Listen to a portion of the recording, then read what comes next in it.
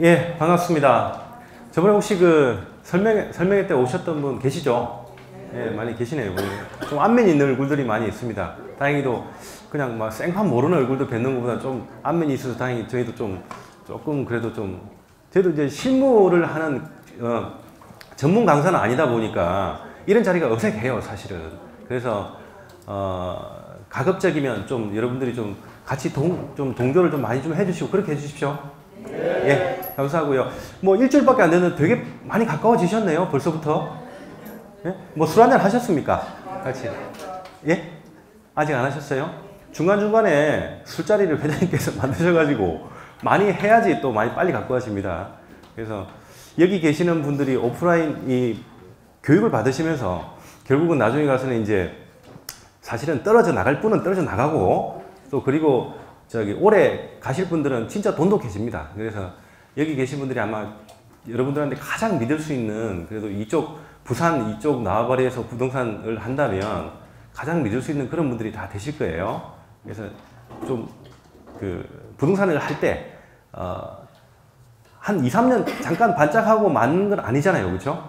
다들 지금 뭐 장기적으로 하시려고 하시는 거잖아요. 그렇죠? 그러면은 특히 이런 인적 네트워크 관리를 많이 해주셔야 됩니다. 여기뿐만 아니라 그래서 좀 그렇게 해서 좀 재밌는 그런 부동산들이 됐으면 좋겠고요. 오늘 저는 저기 소개는 다 알고 계시죠, 그렇죠? 지금 저는 이제 부산 진구 쪽에서 연제구도 갔다가 부산 진구도 갔다가 이렇게 왔다 갔다 하면서 그렇게 부동산을 하고 있습니다. 그쪽에 이제 제가 생활권이 그쪽이다 보니까 그쪽에서 하고 있고요. 주로 이제 주거용 부동산 하고 또 그 외에 또 뭐 다양한 뭐 건물이나 토지 이런 것들도 다 같이 했습니다. 제가 처음에 배운 건 저기 시외곽 그 토지 쪽으로 해서 제가 먼저 배웠거든요.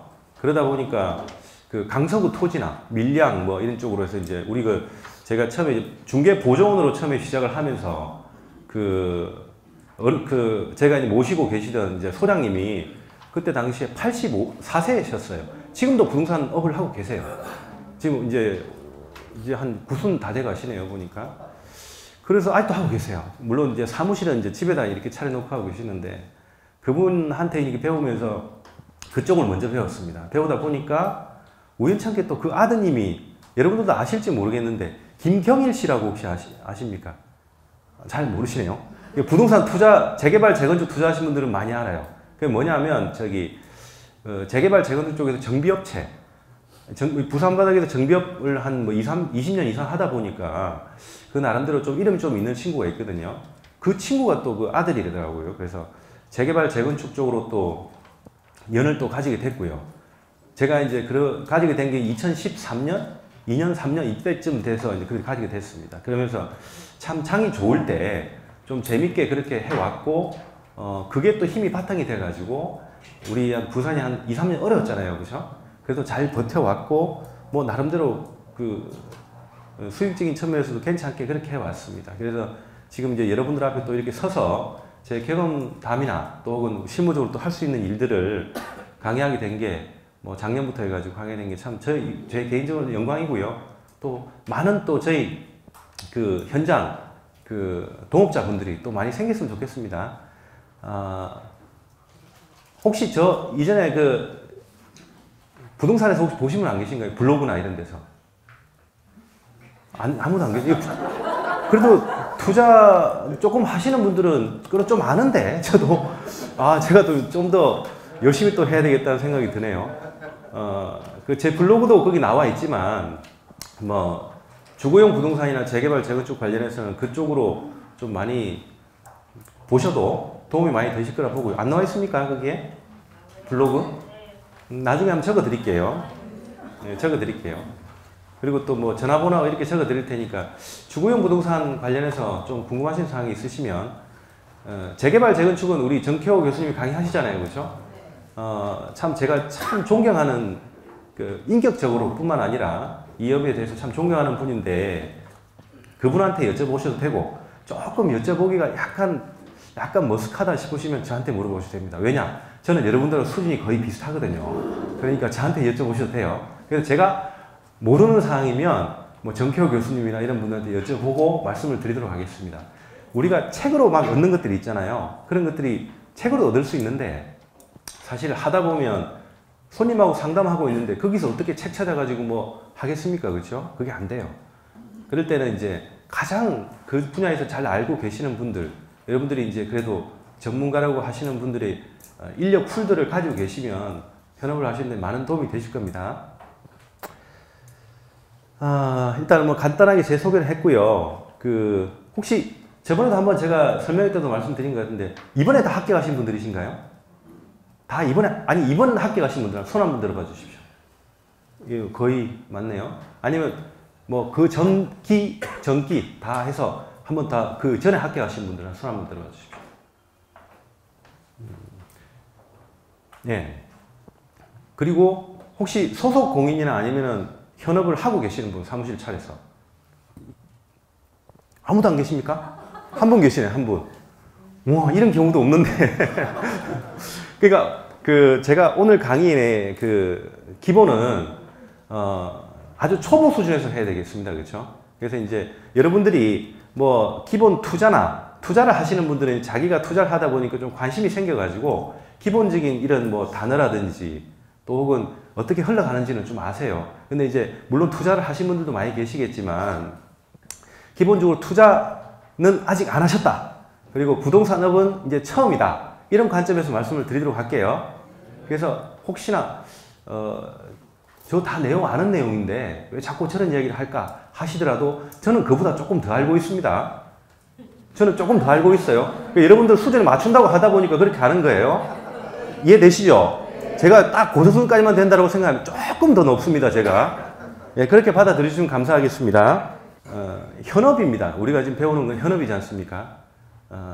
사실은 이 부동산 중개업이라는 게 저는 그렇게 생각합니다. 이 어떤 기준선이 있어요. 우리가 이제 합법과 불법의 기준선이 있습니다. 그런데 이 기준선을 갖다가 나는 절대 이걸 넘지 않겠다. 나는 합법적인 부분만 골라서 하겠다. 이렇게 생각하시는 분이 있다 그러면 죄송하지만 여기 안 들으시고 그냥 안 하시는 게 나아요. 창업 안 하시는 게 나아요. 그래서 부동산 중개업은 있잖아요. 저는 기준을 그렇게 생각합니다. 여러분 생각이 틀릴 수도 있겠지만 딱 정해진 기준에서 합법과 편법, 불법이라고 이야기 안 할게요. 합법과 편법을 왔다 갔다 하면서 하는 업이라고 이렇게 판단해 주시면 됩니다. 그래서 가급적이면 제가 이제 이런 불법 사항도 있습니다 라고 이렇게 이야기를 하고 아니면 편법적인 방법도 있습니다 이야기를 하면 그 사항은 하지 말란 이야기가 아니고요. 여러분들 하시되 걸리지 말고 잘하시라는 이야기로 그렇게 받아들여 주십시오. 강의라는 도중이다 보니까 제가 불법적인 이야기를 할 수는 없는 거 아닙니까? 그렇죠? 그래서 그런 의미로 받아들여 주시면 감사하겠고요. 알아서 들으셔야 됩니다. 그래서 이렇게도 하면 방법이 있구나. 이런 방법들을 한번 그런 것도 받아들여 주십시오. 그리고 말씀드린 것처럼 실무 강의이기 때문에 실제로 프로그램들을 한 분 한 분 할 수는 없어요. 그런데 이제 제가 해보면서 우리가 실무에서 이런 프로그램을 쓰는구나 이런 걸 다 말씀을 드릴 거니까 최소한 우리가 이제 실무에서 가장 많이 쓰는 프로그램들 혹은 도움이 가장 많이 되는 그런 프로그램들을 여러분들한테 실제로 한번 보여드리도록 할게요. 그래서 최대한 도움이 될 수 있게. 그리고 나중에 이제 첫째 날 강의 끝날 때쯤 되면 제가 여러분들한테 숙제를 내드릴 겁니다. 그 전 교수님도 숙제 내주셨나요? 안 내주셨어요. 숙제 내주는 교수님이 원래 좋은 교수님인데. 안 그렇나요? 근데 여러분들 이제 여기 오신 게 창업 초기에 뭐든 빨리 캐치를 하고 또 빨리 실무 능력을 습득하려고 오셨잖아요. 그 결국은 뭡니까? 계약서 많이 쓰러 오신 거 아니에요. 그렇죠? 계약서 도장이 매일만 도장 찍고 싶어서 오신 거 아닙니까? 그렇죠? 계약서 써보셔야 되잖아요. 그렇죠? 그래서 첫째 날 마지막 시간, 그 다음에 둘째 날 마지막 시간에서 주거용 부동산에서는 물론 중복되는 부분도 있습니다. 제가 내드리는 게 아파트 매매 계약서 쓰는 거 하고 그 다음에 둘째 날에는 재개발 재건축 쪽에 매매 계약서 쓰는 걸 한번 말씀드릴 거예요. 거기 보면 이제 임대차 계약서도 있는데 임대차 계약서 생각보다 그렇게 어렵지 않아요. 근데 제가 해보니까 제일 어려운 계약서가 주거용 부동산에서는 재개발 재건축, 특히 이제 분양 계약서를 작성을 한 재개발 재건축 쪽이 가장 어렵더라고요. 그래서 그걸 갖다가 둘째 날 내드릴 테니까 직접 가서 집에 가셔서 첫째 날 그 아파트 계약서하고 그 다음에 둘째 날에 재개발, 재건축 그 계약서 직접 작성을 해보셔야 됩니다. 양식은 저희가 드릴게요. 제가 드릴 테니까 작성해 보시고, 작성해 보기 위해서 제가 설명을 충분히 드릴 테니까 그래도 반 이상은 못 하시더라고요. 반 이상 못 하시고 또 와서 보면은 내가 그 설명하기 바로 직전에 그런 수준과 모습으로 항상 그런 눈빛으로 계시더라고요. 그러니까 그래서 야, 이게 맞나 싶은데 그래도 아마 현업을 하다 보면 기억이 나실 겁니다. 그래서 매번 하는 거지만 그때 딱 그 시간 잘 들어보시고, 계약서 작성 많이 하시는 거니까 계약서 작성 많이 하시려고 여기 앉아 있는 거예요, 결국은. 그리고 상담하는 기술이나 이런 것들은 설명은 드릴 겁니다. 설명은 드릴 건데 그거는 실제로 해보셔야 돼요. 해보고 또 감이 또 와요. 감이 또 오면 거기에 대해서 집중적으로 하시는 그런 어떤 느낌, 그런 부분들을 한번 말씀드리도록 할 테니까. 그런데 실질적으로 도움이 되는 부분을 제가 말씀드리도록 할게요. 그 다음에 이제 주거용 부동산에 뭐가 있겠습니까? 우리가 아파트, 주택, 오피스텔 원, 여러 가지 있지 않겠습니까? 그죠? 근데 실제로 주거용 부동산 우리 부산에서는 특히 제일 많이 거래가 되는 게 물론 아파트겠죠. 그죠? 아파트인데 그 다음으로 거래가 많이 되는 게 분양권하고 재개발, 재건축, 입주권이에요. 우리 부산의 경우. 서울은 좀 틀릴 수도 있겠지만 부산은 재개발, 재건축으로 도시가 돌아가는 시다. 이렇게 보셔도 크게 문제가 없고요. 앞으로 20년, 30년 정도는 계속 그런 분위기로 가게 됩니다. 도시 재생이라고 우리 들어보셨잖아요. 그렇죠? 그거는 돈이 안 됩니다. 우리하고 또 별로 관계가 없는 분야예요. 왜냐하면 소유권이 바뀌는 부분이 아니고 같은 소유권을 가지고 이제 계량을 하는 부분이기 때문에 별로 돈이 안 돼요. 우리한테는. 그래서 부산이 낙후된 한국 전쟁 때부터 낙후된 이런 도시가 이제 지금 최근 한 10년, 15년 전부터 해가지고 앞으로 10년, 15년까지 도시 전체가 이제 주거 환경이 완전히 바뀌는 시기라고 보시면 되거든요. 그렇기 때문에 재개발, 재건축과 분양권 거래가 항상 많은 겁니다. 말도 많고 또 거기에는 또 여러 가지 편법적인 부분이 또 많이 있어요. 그래서 그런 부분들도 다 주거용 부동산에서 아울러서 이렇게 말씀드릴 수밖에 없습니다. 그러다 보니까 나중에 정표 소장님 강의하고 또 여기 최석영 소장님 여기서 강의하시죠? 분양권 강의. 분양 강의 누가 하시나요? 내가 잘 모르겠네. 맞나요? 최석영 소장님. 맞아요? 저도 어저께 통화하면서 저도 좀 지금 약간 분양권 하나 좀 걸린 게 있어요. 그래가지고 지금 해결을 못 하겠는데, 물론 해결 못 한다는 의미는 여러 가지 편법적인 부분이 있을 거 아닙니까? 제가 여쭤보고 그랬는데요. 어찌됐든 다 주거용 부동산입니다. 그래서 중복되는 부분이 있을 수 있는데 그런 부분들은 한 번 듣고 두 번 듣고 세 번 듣는 게 좋겠습니까? 한 번만 듣고 까먹는 게 좋겠습니까? 한 번만 듣고 까먹는 게 좋아요? 많이 들으셔야 되잖아요. 그렇죠? 들어보시다 보면 귀에 익어요. 귀에 익으면 여러분들이 분명히 나중에 기억이 납니다. 지금 여러분 시험 칠 때 공부하셨던 게 있잖아요. 그거 기억나세요? 한 달 지났으니까 벌써 다 까먹었죠. 그렇잖아요. 그죠? 그런데 이게 남아있단 말이에요. 남아있다가 나중에 현업에서 거의 대부분은 기억이 안 납니다. 근데 꼭꼭 하나하나 문구들이 하나 기억나는 게 있어요. 아니면 최소한 이게 어디에 있었다라고 하는 사실만 알아도 우리는 찾을 수는 있거든요. 그게 공부의 효과가 아닌가 싶어요. 그래서 이제 그 정도 수준으로 반복해서 듣는 것도 괜찮습니다. 그렇게 받아들여 주시고요. 이제 오늘 말씀드리는 부분은 이제 계속 말씀드리면 무조건 실무입니다. 법률적인 부분보다는 실무적인 부분, 또 현재 실무에서 쓰는 부분들을 말씀드리는 거니까 혹시나 만약에 중간에 궁금한 사항이 있으시면 큰 흐름을 갖다 방해하지 않는 선에서 질문해 주시고요. 또 시간 지나면 모르시잖아요. 우리 이거 10분 이상 되면은 사실 저도 잘 몰라요. 기억해놨다가 10분 뒤에 쉬는 시간에 문의해봐야지 이렇게 해도 대부분 안 됩니다. 또 쉬는 시간에 또 물어보려고 하면 또 좀 그렇고, 그래서 이제 웬만하면 질문해 주세요. 해주시고 풀어 가시죠. 그렇죠? 그렇게 하시고 질문이 너무 많아지면 좀 그러니까 제가 중간에 끊어서 또 쉬는 시간에 할 수 있는 방향으로 그런 식으로 한번 해보도록 하겠습니다. 자, 먼저 하나만 질문해 볼게요. 여기 계신 분 중에서 이번이든 저번에 그 2차를 합격했던, 1, 2차 동시화했던 60점대 맞으신 분. 손 들어 보세요. 괜찮습니다. 60점대. 이것밖에 없어요? 세 분뿐입니까? 60점대가? 그 다음에 70점대 이상 맞으신 분. 다 20점, 다 이상이시겠죠? 와, 진정한 고득점자들 아닙니까? 저분들이? 저도 시험 합격을 제가 1, 2차 동차로 했는데 60.08에 합격했습니다. 물론 1차는 점수를 좀 더 받았죠. 2차를 딱 2문제 맞췄는데, 와, 불안해 죽겠더라고요. 그게 한 달 동안. 근데 다행히, 뭐 이렇게 그런 거 없이 이제 다행히 합격을 했는데, 지금까지 여러분들 공부하셨고, 저분들처럼 고득점을 받으신 분들도 이제부터는 여러분들 그 이전의 생각들은 다 지우셔야 됩니다. 저번에 우리가 술자리에서도 한번 이야기했지만, 지금 여러분들이 어떤 상태냐면, 남자들은 알아듣겠죠. 군대를 가요, 남자들이. 군대에서 축구한 이야기를 같이 할까요? 아니면 그냥 군대 이야기만 할까요? 남자들 군대를 가지 않습니까? 군대를 가면 처음에 어디 갑니까? 자대 배치, 훈련소라는 걸 가요. 훈련소를 가는데, 6주나 뭐 4주 정도 있다가 자대 배치를 받거든요. 근데 지금 여러분들 딱 상태는 어떠냐면은, 훈련소, 이제 출소하는 거, 출소라 그러나? 그건 뭐라 그렇지? 기억이 잘 안 나는데. 이제 하도 오래되니까 기억이 안 납니다. 출소라고 표현하겠습니다.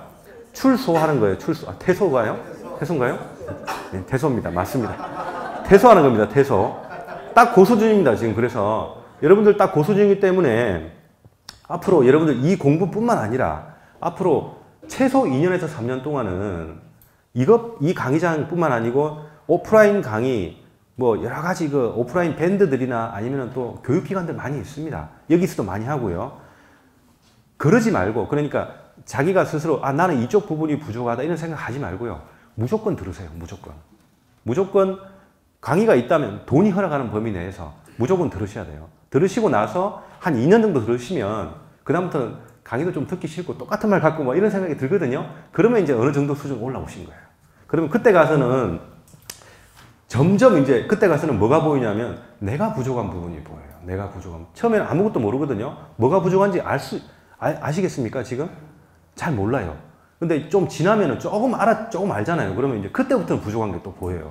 그럼 그런 부분에 대한 강의를 찾아서 이제 또 들으시는 건데, 한 2년은 죽었다고 아무 생각 하지 마시고 계속 공부하십시오. 그러니까 낮에는 일하시고 밤에는 그 학원이나 아니면 뭐 그게 여건이 안 된다 그러면 유튜브라도 계속 들으셔가지고 주경야독 개념으로 해서 들으셔서 빨리 이 자리, 지금 여기 그 중개업은 2, 3년 안에 승부 납니다. 2, 3년 안에 포기하는 사람들도 많이 있고요. 2, 3년 안에 그 기반을 다지는 사람들도 많이 있습니다. 경기가 어렵고 안 어렵고는 부동산 경기가 어렵고 안 어렵고 아무런 중요한 문제 아닙니다. 경기가 어려울 때라고 해서 우리가 부동산을 못하는 건 아니고요. 망하는 사람들도 있어요. 있는데 그런 사람이 되기 위해서 하는 건 아니잖아요. 그렇죠? 그래서 그런 사람이 안 되기 위해서는 초기 2, 3년 요때가 제일 중요하니까 그때는 정말 미친 듯이 한번 공부를 해보시고 그 장기 레이스의 기반을 잡으셔야 됩니다. 아시겠죠? 제가 나이는 어립니다만은 어찌됐든 선배 아닙니까? 그렇죠? 그러니까 선배로서 제가 드리는 말씀이니까 조금 나이가 어린다고 하더라도 어쩔 수 없습니다. 그렇죠? 이게 올라와 앉아 있으니까. 그렇죠? 그래서 제가 어찌됐든 제 의도가 도움을 많이 드리려고 하는 거니까 여러분들이 좀 많이 잘 따라 주셨으면 고맙겠고요. 혹시 뭐 간단하게 뭐 물어보실 거 있으신가요? 우리 편안하게 하시죠. 항상 이럴 때 물어볼 거 있냐고 물어보면은 대부분 이야기 안 해요. 그럼 잠깐 쉬는 거예요. 그렇죠? 자, 그럼 이제 그 본격적인 강의 시작하겠고요. 좀 이제 서론이 좀 길었는데 우리가 3일치 교육이다 보니까 조금 길게 했습니다. 그래서 여러분들하고 조금 안면도 좀 트고 그러려고 했고요. 자, 지금부터 이제 하나하나 보면서 말씀을 드리고 질문사항 있으면 그때그때 질문해 주세요.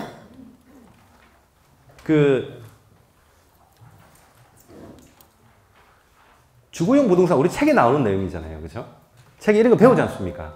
근데 한번 볼까요? 한번 얼마나 잘 하시는지 한번 볼까요? 뭐야, 이건 뭐야? 이거 제가 지금 다른 걸 띄워 놓으니까. 단독주택은 뭔지 아시죠? 그냥. 이건 넘어갈게요. 다중주택. 이건 뭘까요? 그 특징.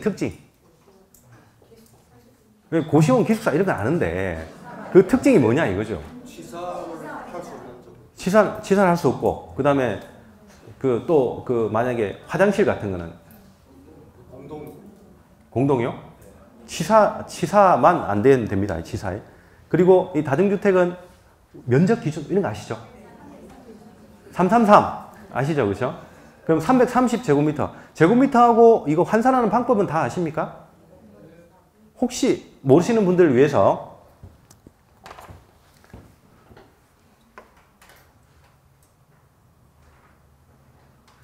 제곱미터에서 평으로는 뭐 어떻게 됩니까? 0. 이거 곱하는 거죠, 그렇죠? 그 다음에 요 반대 같은 경우에는 3.3058 곱하는 겁니다. 이러면 거의 비슷하게 나와요. 그래서 아까 곱합니다. 예를 들어서 이게 10제곱미터다. 그러면 얼마일까요? 10 곱하기 0.3025 하면은 3.025평 이렇게 나오겠죠. 이 말입니다. 곱합니다. 기본이니까 한번 보고 왔습니다. 자, 다중주택은 아까 말씀드린 것처럼 330제곱미터 100평이고 3층 이하라는 거 아시죠? 그렇죠? 그 내용 아시죠? 그렇죠? 취사 안 되는 거 하고 다가구하고 다세대는 어떻게 구분합니까? 4층 이하하고 3층 이하. 그리고 660초가 660초. 660초가죠. 두 개 다 이제 그 3층이죠. 그렇죠? 3층이고 660초가인데 요거는 몇 세대까지? 이 책이 그렇다. 19세대까지 돼 있는데 다가구 주택 19세대 더 짓는다, 덜 짓는다 이거 그렇게 신경 안 써요. 일반적으로. 자, 요거 그렇고요. 그 다음에 연립주택은 조금 높죠? 그죠? 660제곱미터 초과잖아요. 그럼 200평. 우리가 옛날 말로 200평. 연면적 총, 바닥 면적 200평 이상 되는 물건. 그 다음에 이제 4층 이하로. 아파트는 5층 이상이죠. 그렇죠? 다 알고 계시죠? 도시형 생활주택은 뭘까요? 지금은 요즘 좀 많이 잠잠해졌어요. 왜 그러냐면 박근혜 정부 때 그 2010년, 11년인가 그때쯤 돼서 법은 그 전에 바로 만들어졌고요. 이제 서민 주거 그 안정 차원에서 이런 걸 만들어냈습니다. 도시형 생활주택. 그게 뭐냐면 이게 오피스텔도 아니고 아파트도 아닌 거예요. 그게 무슨 말이냐면 주차장 면적 같은 거 허용을 좀 해주고, 주차장을 아파트는 세대당 한 대 기준으로 지어야 되잖아요. 주차장을. 근데 얘는 그렇지가 않아요. 오피스텔에 적용되는 그런 기준을 적용을 해주고, 또 취득세나 이런 부분에 1.1%도 적용을 해줘요. 그리고 또 아파트의 장점과 오피스텔의 장점을 같이 해줬는데, 문제는 들어가 살아보니까 이거에서 들어가 살아보니까 너무 불편하더라고요. 주차장이 안 좋으니까 일단은. 그래서 지금은 많이 다운된 상태고, 그 대신 건축업자들한테 엄청난 혜택을 줬거든요. 그러니까 2000 중반쯤 그리고 중후반까지 해도 건축업자들이 이 도시형 생활주택을 엄청나게 지었습니다. 근데 지금은 또 잠잠해요. 왜냐하면은 여건도 법적인 부분이 바뀌면서 여건도 안 좋아졌고요. 사람들이 안 찾으니까 일단은. 그래서 그런 부분이고, 이 주거용 오피스텔하고 일반 그 업무용 오피스텔 있는 건 아시죠? 그렇죠? 예, 그 정도까지는 알고 있고, 자, 여기서 보통 우리가 이제 나중에 건물을 지을 때 우리가 이제 그 하나의 그 현상 보이는 건데, 원룸 건물이 하나 있어요. 원룸 건물이 있는데 한 8층짜리 건물이라. 그럼 그게 뭘까요? 원룸 건물이 있는데 8층짜리 건물이라고 치자고. 7층짜리라고 치자고. 7층짜리. 다세대도 8층 정도 되면, 원룸 8층 정도 되면 바닥 면적 200평 훨씬 넘어버리죠. 그죠? 요거는 제가 왜 말씀드리냐면, 보통 대학가나 이런 데 보면은 거기서 부동산 하신다 그러면 대부분 그렇게 불법적인 부분으로 용도 변경이 돼 있어요. 뭐냐 하면 다중주택 있잖아요. 취사 못하게 돼 있잖아요. 이제 나중에 이제 허가를 받고 나서 취사 다 집어넣는 거예요. 다 집어넣고 다중주택으로 한 2계층, 3계층 뭐 이렇게 넣고요. 그 다음에 다가구로 또 한 두세 개 층 또 넣어요. 그리고 또 물론 용적률 전체가 허락하는 범위 내에서 왜 그렇게 하냐면 다중주택은 용적률 조금 그 완화 조치가 있어요. 그리고 여기 보면 오피스텔 있잖아요. 주거용 오피스텔. 요것도 용적률 완화해 주는 게 있거든요. 이걸 또 좀 넣어요. 그렇게 하다 이렇게 해서 용적률 완화 받아가지고 어찌됐든 올리는 거예요. 그래가지고 이 오피스텔도 업무용 오피스텔도 허가를 받아놨다가 실제로는 주거용으로 쓰기도 하고, 그 다음에 다중주택 기숙사 대부분 이제 기숙사로 많이 허가를 받습니다. 기숙사 아니 고시원으로 많이 허가를 받아요. 그래서 건축물 대장 보면은 뭐 3계층은 고시원으로 되어 있고, 또 2계층은 오피스텔로 되어 있고, 또 2계층은 일반 사무실로 되어 있고, 사무실도 심지어는 다 일반 원룸으로 다 개조를 합니다. 그렇게 되어 있는 것들이 많아요. 야, 이거 신기를 많이 건드리네요, 이게. 근데 아까 뜨는 거 있잖아요. 그 한방 프로그램 때문에 여러분들이 꼭 설명하려고 지금 제가 띄워놓은 겁니다. 그런 부분들이 많이 있습니다. 그래서 여러분들 나중에 현장 가다 보면 원룸 하실 거 아니에요. 그죠? 원룸 하시면, 그 건축물 대장하고 분명히 그게 다 틀릴 거예요. 뭐, 고시원 돼 있는데, 뭐, 취사 다 해놓고, 또 뭐, 오피스텔 돼 있는데, 업무용 오피스텔 돼 있는데, 그게 다 살아요, 다. 그런 부분이 현장에서 굉장히 많습니다. 그래서 그렇다는 걸 알고 계시고, 자, 그 다음에 보시면, 여러분들이 이제 오늘 주로, 오늘하고 이제 3일 동안 걸쳐서 주로 하셔야 될 부분은 요 주거형 쪽으로 많이 이제 하실 거예요. 특히 이제 단독주택, 다가구, 아파트, 다세대 연립, 이런 형태로 해가지고. 이 도시형 생활주택은 실질적으로는 우리가 거래할 때나 이럴 때는 그냥 아파트하고 똑같이 그냥 취급하고 거래를 합니다.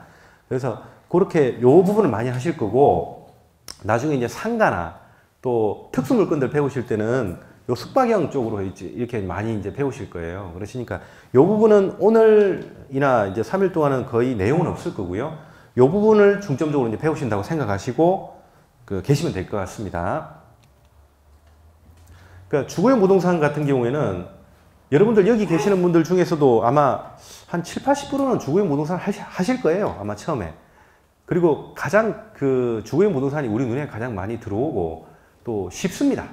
제일 쉽습니다. 그러다 보니까 이제 많이 하실 건데, 그러다 보니까 기존에도 많잖아요. 그런데 이제 들어가면은 아무래도 경쟁이 치열할 수밖에 없고요. 또 초기 창업자 같은 여러분들 같은 경우 그렇게 할 수밖에 없고, 여기에 낮은 수수료라고 나와 있잖아요. 근데 이게 좋은 말일까요? 나쁜 말일까요? 나쁜 말입니까? 그러니까 다른 역으로 한번 생각해 보니 있잖아요. 특히 남자분들 그런 분들 계세요. 지금 여기도 몇 분이 지금 그런 분들이 계실 것 같은데, 느낌이. 큰 덩치만 하시려고 건물만 보고 다니시는 거예요. 막 축자고 건물만 보고 다니시는 거예요.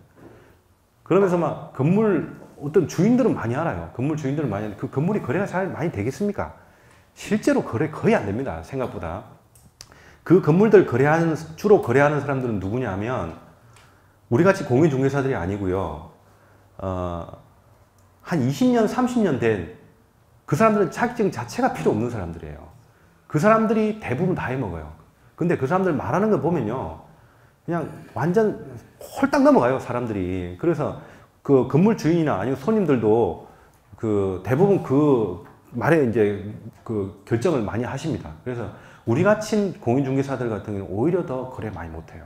그래서 그런 물건만 찾아다니시다가 어느 순간 막 눈에 띄게 다니시다가 어느 순간 아무도 보이지 않아요. 그때부터는. 그래서 그런 분들은 안 되기 위해서는 이 낮은 수수료 이걸 갖다가 많이 해야 된다니까요. 왜 그러냐면은 우리가 사무실을 운영하고 일단은 일이 즐거워야 되잖아요. 즐거워야 되려면 거래가 돼야 돼요. 한 3, 4개월에 거래 하나씩 해가지고는 못 버팁니다. 도저히 버틸 수가 없어요. 그래서 자꾸 거래를 할 수 있는 여건을 만들어야 돼요. 아무리 수수료가 낮다고. 수수료 낮다라는 의미가 그래도 100만 원, 200만 원, 300만 원 아닙니까? 그렇죠? 그런 거 한 달에 한 두세 건만 하면 유지 못 하겠습니까? 대기업 연봉보다 더 나은 거 아닙니까? 그렇게 되지 않습니까? 근데 대기업처럼 막 남 눈치 봐가면서 그렇게 안 해도 되잖아요. 그렇죠? 그러니까 그 낮은 수수료가 결코 나쁜 말은 아니다. 이렇게 받아들이시면 될 것 같고요. 그 다음에 이제 원룸 같은 경우에는 여기 계신 분들 보면 이제 20대 분들은 안 보이시는 것 같아요. 보통 20대에서 30대 초반 이런 사람들이 보통 어떻게 거래를 하냐면 봄에 그리고 가을에 바짝 해요. 막 직방다방 해가지고 무지하게 띄우면서 막 일요일도 없이 미친 듯이 뛰어다녀요. 그 사람들. 그리고 막 계약을요. 하루에 도장을 갖다가 막 3개, 5개씩 찍고 다니거든요. 원룸이니까. 찍고 다니고 한 달 되면 이제 뭐 1,000만 원, 2,000만 원씩 벌거든요. 그리고 그 항상 좋은 시즌이 있는 게 아니잖아요. 그럼 여름, 겨울 되면 이제 놀러 다니는 거예요. 그 젊은 애들은. 근데 그 애들 우리가 따라갈 수 있겠느냐? 잘 못 따라가요. 실제로 못 따라가요. 그래서 저는 원룸 아예 안 합니다. 손도 안 댑니다. 왜냐하면은 또 심지어 관리도 안 하는 게 뭐냐면 제가 원룸 관리라, 통 관리를 한번 해봤거든요.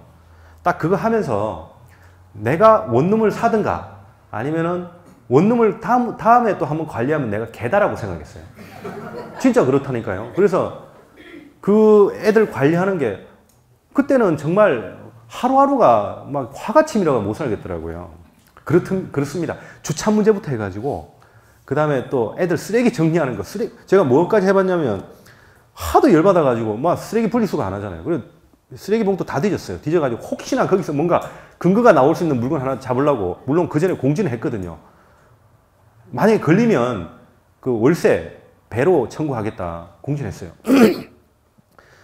그래도 몇 번 해봤어요. 하나 찾아봤는데 한 개 찾고 나서 도저히 못 하겠더라고요. 그래서 이제 얼마 안 있다가 이제 그만둬버렸는데 그만큼 원룸은 사실 힘듭니다. 원룸이 생각보다 힘듭니다. 관리하고 유지하는 거. 그래서 새 원룸이면 그나마 조금 나은데 새 원룸도 몇 년 뒤에는 그 가전제품이나 가구들이나 노후화가 되고 빨리 노후화 됩니다. 아무래도 젊은 애들이다 보니까. 그래서 우리가 사실 이 부분 접근하기가 쉽지 않으실 거예요. 최소한 한 30대 후반 이상 40대 50대 되시는 분들은 따라가기가 어려워요. 하여튼 이런 물건은 있습니다. 그 다음에 아파트 제일 많이 그런 생각 하시겠죠. 지금 아마 여기 계신 분 절반 정도 그런 생각 하실 텐데 지금 내가 사는 아파트 앞에 좋은 자리를 봐놨어. 지금 내가 상가에 좋은 자리를 봐놨어요. 내가 이 강의만 듣고 내가 빨리 해가지고 그 아파트 상가에 들어가서 할 거다. 이렇게 지금 생각하고 계시는 분들 계시거든요. 근데 가장 아파트가 들어가는 게 이제 그렇게 들어가면은 권리금 일단 줘야 되죠. 그 다음에 폐쇄망이라고 프로그램이 있습니다. 고값 뭐 2천, 3천만 원 줘야 돼요. 그렇게 하면 이제 한 5천, 뭐 7천까지도 가고 그러거든요. 그렇게 들어가가지고 장렬하게 전수하시는 분들 많이 봤어요. 왜 아파트 상가나 이런 부분들이 쉽지가 않은지 나중에 좀 이따 말씀드리기로 하고요. 어쨌든 아파트는 뭐 가장 좋은 거는 아파트 상가에 들어가는 거겠죠. 그리고 그 상가 중에서도 제일 좋은 자리로 들어가야 되는데 그런 자리로 들어가려면 웬만한 권리금 가지고는 택도 없어요. 그렇죠? 그리고 고정 고객 위주로 이제 오래 하시는 분들이 하시는 거고 아마 이런 분들은 대부분 오래 하셨다면 자기 밥벌이 그러니까 월급 받아가는 형태로 운영하고 계실 가능성이 상당히 높아요. 그 다음에 1층 위주로 하실 거고 이거는 이제 너무 좀 단순하잖아요. 그렇죠? 그래서 사고 위험은 거의 없습니다. 거의 똑같은 포맷에 이번에는 24평 거래했네? 그럼 24평 끌고 와가지고 그대로 똑같이 쓰는 거예요. 거의 사고 위험 없습니다. 아무래도 이제 장기전을 보시고 생각하셔야 되고요. 권리금 임대료 비싼 거 말씀드렸고 주택 빌라 이것도 우리가 잘 아는 이제 부동산 주거용 부동산의 종목이잖아요. 근데 주택 빌라만 여기도 계실 수 있습니다. 주택 빌라만 내가 전문적으로 하겠다고 마음 먹고 계시는 분 혹시 계세요? 아니면 그런 곳에 자리를 알아봐 놓으신 분? 안 계십니까? 한 분씩은 꼭 있는데 여기는 없네요. 이 주택 빌라가요. 물론 수도 점점 감소하고 있습니다. 이제 아까 말씀드린 것처럼 주거 환경 자체가 아파트 중심의 주거 환경으로 많이 바뀌다 보니까 지금은 주택 빌라가 많이 줄어들고 있어요. 그 말뿐만 아니라 주택 빌라가 점점 더 많이 노후화되고 있는 거죠. 그러다 보니까 거래 자체가 정말 힘들어요. 이게 생각보다. 그래서 만약에 주거용 부동산을 하시려고 한다 그러면 최소한 요걸 중심으로 하시면은 요거보다 더 위험한 겁니다. 요게 그래도 한 6개월 정도 버틴다 그러면은 요거는 한 3개월 버티다가 없어질 수가 있어요. 그러니까 절대 요것만 하지 마시고 요거가 중심이 있는 그런 곳에 아파트 부동산 자리는 그런 곳에 자리는 안 들어가시는 게 나아요. 권리금이 없다 하더라도요. 요거는 이제 주택 빌라는 대부분 이제 지금 시점에서는 뭐가 되냐면은 요 주택 한 4채, 6채 이렇게 사가지고요. 이제 뭐 빌라 작업을 한다든지, 신축 빌라 작업을 한다든지 그런 작업들을 하시는 걸로 생각하시면 됩니다. 그래서 만약에 그런 수요가 왔다. 우리한테 물건을 사달라는 수요가 왔다 그러면 그때는 작업을 하셔야 되겠죠. 그렇죠? 그 작업하는 방법이라는 부분도 제가 조금 이따 말씀드리도록 할게요. 그 다음에 분양권. 여러분 잘 아시다시피 분양권 재밌잖아요. 그렇죠? 옛날엔 더 재밌었어요. 그러니까 뭐 여기 투자를 많이 해보신 분들도 계시겠지만 막 다운 계약을 하고 그럴 때는 있잖아요. 막 이런 교통이라는 거. 이게 뭐냐면 여기서 물건을 받아서 거기서 바로 그냥 그 자리에서 500만 원을 띄워요. 이렇게 띄워요. 띄운다 그러거든요. 띄워가지고 이쪽에다가 이쪽 부동산을 갖다 팔아먹는 거. 나는 가운데 서가지고 여기 부동산에서 물건 받아서 여기다 갖다 주면서 500만 원 띄워서 팔아먹는 거. 그게 이제 다운 계약이 가능했기 때문에 가능했던 시절이고 지금은 이제 그게 좀 어려운 부분들이 많이 있습니다. 그래서 이제 분양권은 부동산의 주식 같다라고 이야기합니다. 주식.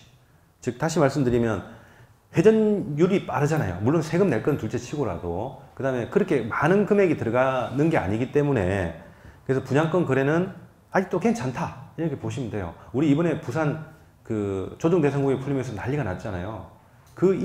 서울 사람들이 제일 먼저 찍었던 게 이 분양권이에요. 그러니까 위치 좋은 곳에 있는 분양권이란 분양권은 전부 다 찍어갔어요. 위치가 안 좋아도 찍어갔어요. 그리고 입주권은 그나마 좀 덜 찍었어요. 왜냐하면 돈이 많이 들어가요. 저것들도 돈이 많이 들어가거든요. 근데 이제 뭐 서울에서도 15억, 20억, 30억짜리 그런 투자하는 그런 큰 건물들은 여기 안 내려왔겠죠. 여기 안 내려왔겠죠. 그렇죠. 대부분 보면 이제 서울에서 투자가 안 되니까 이쪽으로 내려와서 한 겁니다. 그래서 그런 사람들이 내려와서 이번에 제일 먼저 찍었던 게 분양권이다. 이렇게 요거는 투자로서도 괜찮고 우리가 이제 주거용 부동산을 핵심적으로 할 분야가 될 수도 있습니다. 그 다음에 재개발, 재건축. 입주권 투자도 많이 해보셨죠? 입주권 투자 해보신 분? 아니면 분양권 투자 같이 뭐라도 해보신 분 있으십니까? 손 들어주세요. 진짜 이것밖에 없으세요? 아니실 텐데. 갑자기 얼굴이 화끈해지네. 당연히 여기 계신 분도 많이 하시는 걸로 알고 있는데 손 안 드시네. 그죠? 하여튼 그렇습니다. 그래서 분양권하고 입주권은 우리가 그 중개 대상물일 수도 있지만 우리 투자 대상물일 가능성이 더 큽니다. 그래서 우리 중개업을 하는 그 근본적인 이유가 될 수도 있어요. 저는 중개업을 하는 근본적인 이유가 중개 수수료를 받아서 사무실 운영하고 우리 가족, 저도 이제 전업이다 보니까 우리 가족의 그 생활비를 만들면 저는 땡큐예요. 그만큼 하면 땡큐고 나머지는 투자를 해서 얻으려고 이렇게 하는 겁니다. 자, 그 다음에 이제 요즘에 뭐 어렵다 뭐 그런 말 많이 합니다. 사실은 우리 그 부산뿐만 아니라 중개업을 하는 사람들이 여러 가지 여건들이 많이 어렵다고 이야기하는데 그런 부분들이 어떤 부분들이 있을까요? 한번 보시겠습니다. 지금 그 국민은행 혹시 그 부동산 시세 하는데 아시죠? 우리 대출해주는 그 기준 시세를 잡는 곳. 거기가 그 작년부터 해가지고 리브온이라고 해서 자기들 별도의 이제 그동안 이제 많이 데이터베이스가 만들어졌잖아요. 그렇죠? 그래서 그걸 가지고 별도의 부동산 종합 서비스를 만들었습니다. 아직까지는 무료인데 나중에 분명히 돈 받을 거예요. 근데 지금 이제 아직까지 무료고요. 그리고 대기업들 뭐 대림산업이라든지 이런 데 다 지금 신한은행 이런 데 다 종합 서비스 중개업체 법인들 다 가지고 있거든요. 이런 데들은 이제 아까 말씀드린 것처럼 큰 법인에서 다 먹습니다. 큰 건물들은. 작은 것들은 아직까지 안 오지만 그 다음에 외국계 부동산 법인, 그 일본계 법인들이 지금 우리 눈에 보이지 않게 많이 들어와 있어요. 그래서 그런 법인들은 한 20년, 30년 동안 그 걔네들 버블 경제 때문에 잃어버린 20, 30년 이렇게 이야기하지 않습니까? 그러면서 상당히 그 어려운 그 불황에 강한 내성이 강한 그런 업체들이 들어와 있거든요. 얘네들이 더 무서울 것 같아요, 나중에는. 근데 아직까지 우리 같이 영세한 부분까지는 아직까지 들어오진 않고 있죠. 언젠가는 들어올 겁니다, 걔네들 지금. 그 다음에 어떻게 보면 제일 무서운 사람들, 이 무등록자들. 이 사람들이 제일 잘하는 사람들이 20, 30년 동안 이것만 해가지고, 물론 그 사람들 돈 많이 못 벌어요. 왜냐면, 그래도 이거에 물들어 있다 보니까 이 업을 또 떠나지도 않아요. 근데 진짜 잘해요, 이런 사람들 보면. 그리고 또 타업종의 부동산 중개업 진출하는 거. 옛날에 뭐 트러스트 변호사라고 부동산이라고 해서 변호사가 또 부동산업 진출하고 막 그랬었거든요. 그러다가 우리하고 협회하고 소송이 붙어가지고 진 적도 있고 한데 뭐 지금도 영업을 하고 있습니다. 그런 이제 뭐 법무사들이나 아니 변호사들이 지금 우리 시장에 들어오고 있고 온라인 시장. 그러니까 뭐 네이버, 직방, 다방, 뭐 이런 것들, 수많은 그런 것들이 많이 있잖아요. 그렇죠? 이런 부분들이 우리한테 지금 많이 위협을 요인으로 작용하고 있고, 또 그 다음에 부동산 규제 정책. 특히 세금 분야 같은 경우에는 하다 보니까 오늘도 이게 비과세냐 아니냐 가지고 세무사하고 막 이야기를 하고 그랬는데요. 너무 어려워요. 너무 어려워요. 지금 우리 책에서 배운 그 내용이 아니고 케이스마다 다 틀리니까 그런 내용들을 다 이제 또 정책이 워낙 많이 바뀌다 보니까 그때그때 그걸 다 확인하기가 쉬운 부분이 아닙니다. 그래서 어찌됐든 이런 부분들도 점점 우리 머리를 아프게 하는 그런 또 시절이 또 오네요. 또 지금 여기 2017년도에 이제 10만 넘었어요. 우리 이제 개업 중개사들 이야기입니다. 물론 신설하고 그 다음에 폐업하는 수 이렇게 합치면은 뭐 한 5천 명, 6천 명 정도 이제 차이는 나겠지만 이제 10만 명이 그 경쟁을 해야 되고요. 또 우리 참 반가운 소리인데 인구 구성 비단 중개업소가 개업 공인중개사 수가 가장 많은 도시가 부산이랍니다. 네. 여러분들 그 사이를 삐집고 지금 들어가려고 지금 이렇게 앉아 계시는 거예요. 근데 들어가야 돼요. 그래도 아무리 어려워도 있잖아요. 살아남는 사람은 살아남고 뭐 세상 어디 업종이고 경쟁이 심하지 않고 그런 업종 어디 있습니까? 분명히 여기서는 살아남는 분도 계시고 못 살아남는 분도 계실 거예요. 하지만 그거는 자기 자신의 문제지 절대 뭐 업종이 뭐 어떻고 저떻고 이거는 핑계 자체가 안 됩니다. 그래서 그래도 여기 계신 분들은 여러분들은 이제 배우시고 또 그 뭔가를 좀 더 먼저 이렇게 시작하려고 하시는 분들이니까 성공 가능성 그만큼 높겠죠. 그렇죠? 그래서 또 그렇습니다. 그래서 하여튼 이렇게 지금 많아지고 있다. 그래서 이제 뭐 결국은 그 틈새 시장 혹은 그 자기의 전문적인 분야를 또 가져야 되고 다양한 일이 뭐냐 하면은 저는 중개업이 그렇다고 봅니다. 이 중개업이라는 거는 민물 낚시하는 거가 똑같다고 생각하거든요. 그 말은 뭐냐 하면은 민물 낚시를 할 때 낚싯대 하나만 딱 들어 놓습니까? 아니지 않습니까? 민물 낚시할 때 막 10개, 20개 이렇게 쫙 깔아 놓잖아요. 그래서 그 하나하나가 다양한 마케팅 방법이라고 생각하시면 됩니다. 이제 하나만 가지고는 힘들어요. 그래서 이제 여러 가지 뭐 온라인을 통한 방법 또 뭐 여러 가지 오프라인 통한 방법 이런 걸 다 깔아 놓고 손님이 걸려들기를 기다리는 거죠. 그렇게 해야지 될 거라고 봅니다. 자, 여기부터는 잠깐 쉬었다 할까요? 첫 시간에 좀 약간 잠이 오시는 것 같은데 잠깐 쉬었다 하겠습니다.